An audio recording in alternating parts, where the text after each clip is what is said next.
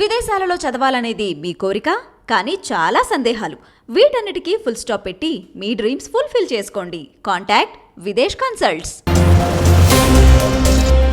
తెలుగుదేశం పార్టీకి భారతీయ జనతా పార్టీ రూపంలో మరొక ముప్పు ఉన్నట్టు కనిపిస్తుంది. ఎందుకు ఈ మాట అంటున్నానంటే, ఆ పార్టీ నాయకుడు బీజేపీ ఆంధ్రప్రదేశ్కు సంబంధించిన నాయకుడు విష్ణువర్ధన్ రెడ్డి మాట్లాడుతూ 75 అసెంబ్లీ సెగ్మెంట్స్, 12 లోక్సభ సెగ్మెంట్స్ ఇస్తే తప్ప తాము ఏ పార్టీతో కూడా పొత్తు కుదుర్చుకునే అవకాశాలు లేవు అని ఆయన ఒక మాట అన్నాడు. ఏదో చిల్లరగా 10-15 ఇస్తే తీసుకునే పరిస్థితులు బీజేపీ లేదని కూడా ఆయన కామెంట్ చేశారు.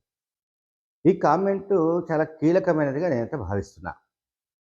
సరే, భారతీయ జనతా పార్టీ తెలుగుదేశం పార్టీతో పొత్తు పెట్టుకుంటుందా లేదా అన్న దానిపైన ఇంకా సందిగ్ధం కొనసాగుతోంది. ఈ సందిగ్ధానికి తెరపడలేదనే విషయం కూడా మనం అర్థం చేసుకోవాలి.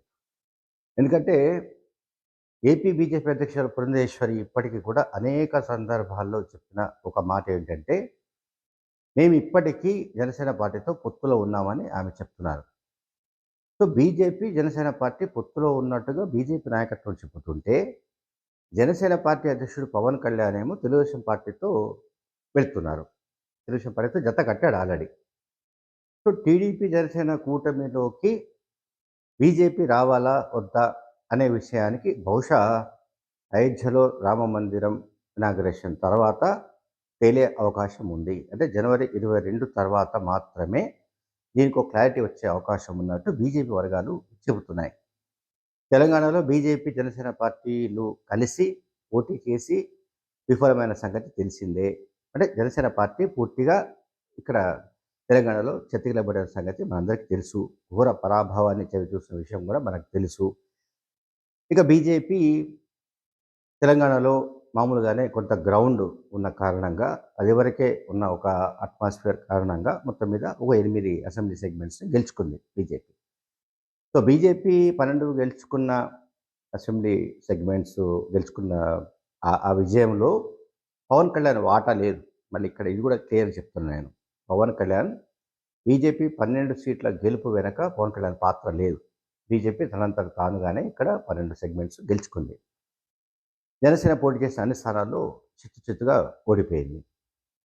ఆంధ్రప్రదేశ్లో తెలుగుదేశం పార్టీతో కలిసి పోటీ చేస్తున్నందున ఇక అధికారం మాదే అని ఆ రెండు పార్టీలు అనుకుంటున్నాయి. అధికారంలోకి వస్తున్నట్టుగానే, అధికారంలో వచ్చినట్టుగానే మాట్లాడుతూ, అధికారంలో వాటా ఏమిటి, మంత్రి పదవుల కేటాయింపులు ఏమిటి, ఇంకా ఇతరత్ర పదవుల పంపకం ఏమిటి అనే దాకా కూడా వాళ్ళు వెళ్ళిపోయారు. వాళ్ళు ఎంత దూరం వెళ్ళిపోయారంటే ఈ చాలా దూరం వెళ్ళిపోయారు వాళ్ళు. ఇంకా ఇప్పుడు వాళ్ళని ఎవరు ఆపే పరిస్థితి లేదు. ఎందుకంటే వాళ్ళకు వాళ్ళే ధృవీకరించుకున్నారు. అంటే నిర్ధారించుకున్నారు, మనం అధికారంలోకి వచ్చేస్తున్నాము. జగన్ పార్టీ పట్ల ప్రజల్లో వ్యతిరేకత ఉంది. జగన్ పట్ల వ్యతిరేకత ఉంది. జగన్ ప్రభుత్వాన్ని ప్రజలు అసహించుకుంటున్నారు. జగన్ ప్రభుత్వాన్ని ప్రజలు ఈసడించుకుంటున్నారు. జగన్ ప్రభుత్వం మళ్ళీ రాకూడదని ప్రజలు అనుకుంటున్నారు. ఇవన్నీ కూడా వీళ్ళ క్లెయిమ్. ఇది టీడీపీ జనసేన కంబైన్డ్ క్లెయిమ్. నిజంగానే గ్రౌండ్లో క్షేత్రస్థాయిలో జగన్మోహన్ రెడ్డి గారి పైన వ్యతిరేకత ఉందా లేదా, ఉంటే ఎంత ఉంది అని తెలుసుకోవడానికి ఆ పార్టీలు ప్రయత్నించట్లేదు. ఒకటి మాత్రం నేను స్పష్టంగా చెప్పగలను, ప్రజల్లో వ్యతిరేకత వస్తే దానంతట అదే వస్తుంది తప్ప ప్రజలకు పరిపాలన అందకపోతే, పరిపాలన ఫలాలు అందకపోతే, ప్రభుత్వం ప్రజల దగ్గరికి వెళ్ళకపోతే, ప్రభుత్వం అందించే కార్యక్రమాలు ప్రజల వద్దకు చేరకపోతే, ప్రజలకు ఇంకా అనేక రకాల అసంతృప్తులకు ప్రజలు గురైతే వాళ్ళు తమంతట తామే తిరగబడతారు. తమంతట తామే ఆ ప్రభుత్వానికి వ్యతిరేకంగా మారుతారు. అది తెలంగాణలో ఫలితాలను బట్టి మనకి ఇక్కడ అర్థమైంది. తెలంగాణ రాష్ట్రంలో జరిగింది అదే. మాజీ ముఖ్యమంత్రి కేసీఆర్కు వ్యతిరేకంగా, కేసీఆర్ పరిపాలనకు వ్యతిరేకంగా, కేసీఆర్ కుటుంబం అహంకారానికి వ్యతిరేకంగా ప్రజలు ఓట్లు వేశారు. అందులో ఎవరికి ఏ రకమైన సందేహం లేదు. ఇక్కడ ఇది సరే, అటువైపు కాంగ్రెస్ పార్టీ నుంచి రేవంత్ రెడ్డి కూడా చాలా దూకుడుగా వ్యవహరించడం కానీ, ఆయన ఫైర్ బ్రాండ్గా ఆ పార్టీని విజయం వరకు తీసుకువెళ్ళిన పద్ధతి అదంతా డిఫరెంట్ ఇష్యూ. బట్ ఇక్కడ బేసిక్ ఏంటంటే ప్రభుత్వం పట్ల వ్యతిరేకత ఉండాలి. ప్రభుత్వం పట్ల వ్యతిరేకత ఉంటేనే ప్రజలు అప్పుడు ఆల్టర్‌నేటివ్ ఎవరున్నారని చూస్తారు.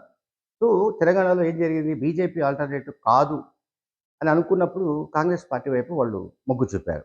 కనుక కాంగ్రెస్ పార్టీకి అధికారం కట్టబెట్టారు. ఆంధ్రప్రదేశ్‌లో పరిస్థితి భిన్నంగా ఉంది. అక్కడ ప్రజల్లోనేమో వ్యతిరేకత లేదు. ప్రజల్లో వ్యతిరేకత ఉందని వీళ్ళు అనుకుంటున్నారు. ఎవరు? TDP and Janasena party. ఈ 2 పార్టీలు కలిసి ఏంటంటే కృత్రిమ వ్యతిరేకత సృష్టించడానికి ప్రయత్నిస్తున్నారు.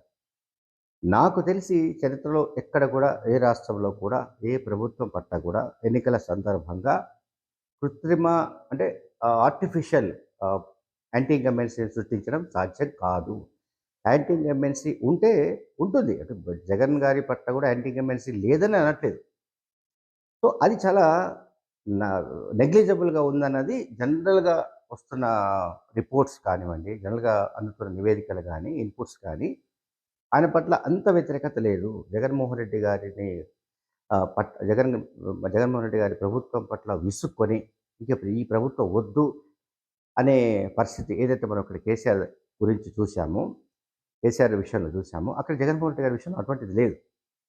కానీ టీడీపీ, జనసేన ఏమనుకుంటున్నాయంటే జగన్మోహన్ రెడ్డి గారి పట్ల వ్యతిరేకతను మనం సృష్టించాలి అని వాళ్ళు కోరుకుంటున్నారు.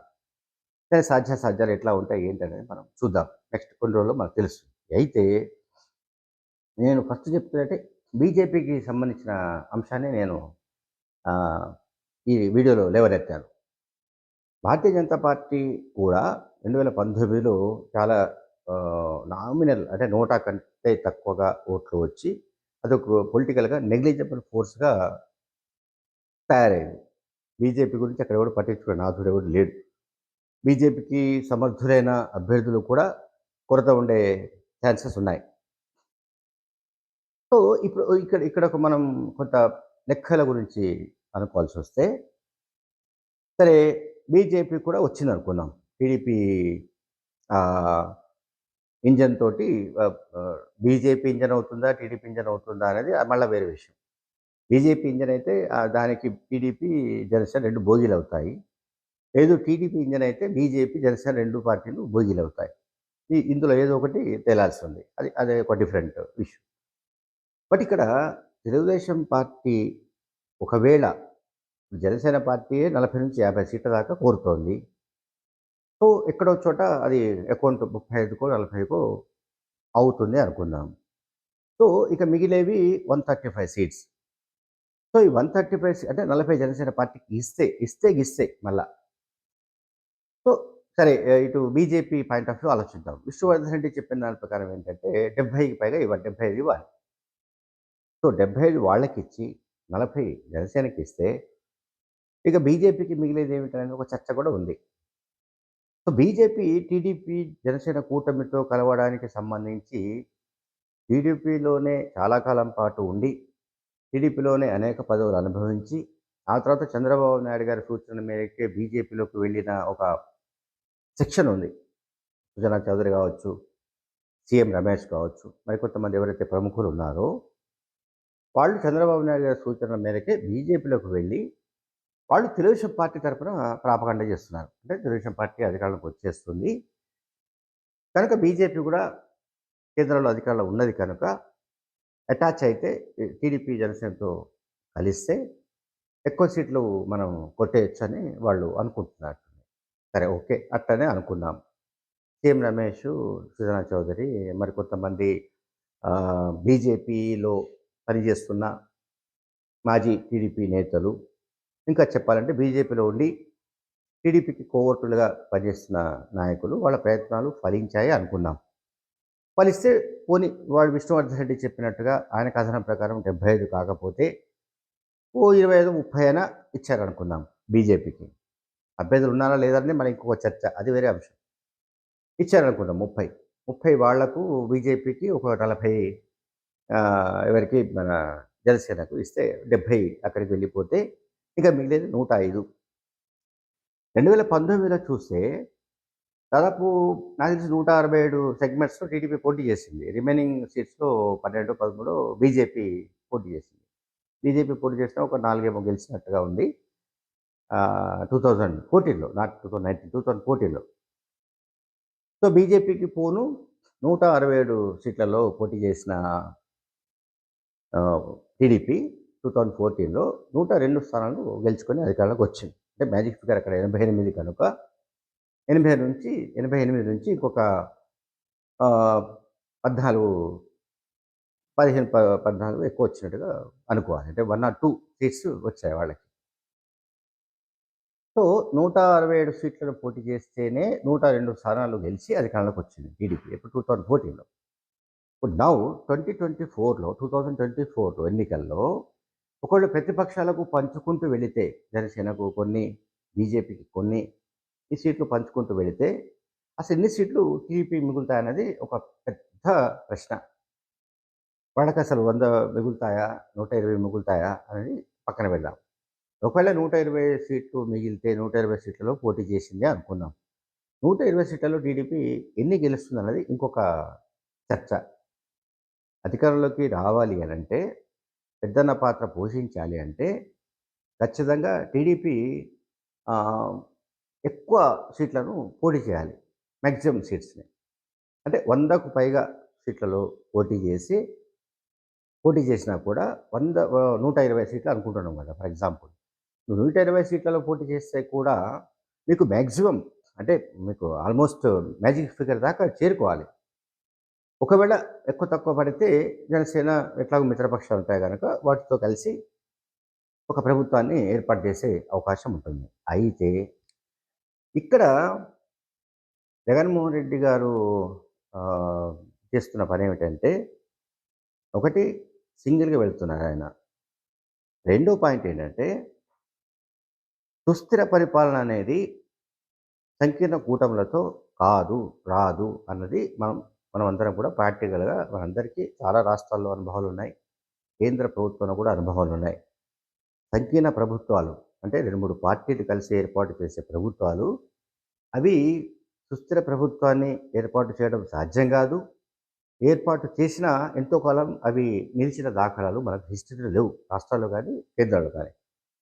అటువంటప్పుడు ప్రజలు సుస్థిర పరిపాలన అందించే ఏబుల్ లీడర్ ఎవరైతే ఉన్నారో, అంటే జగన్మోహన్ రెడ్డి లాంటి సమర్థుడైన నాయకుడికి మళ్ళీ పట్టం కట్టాలని అనుకుంటారా?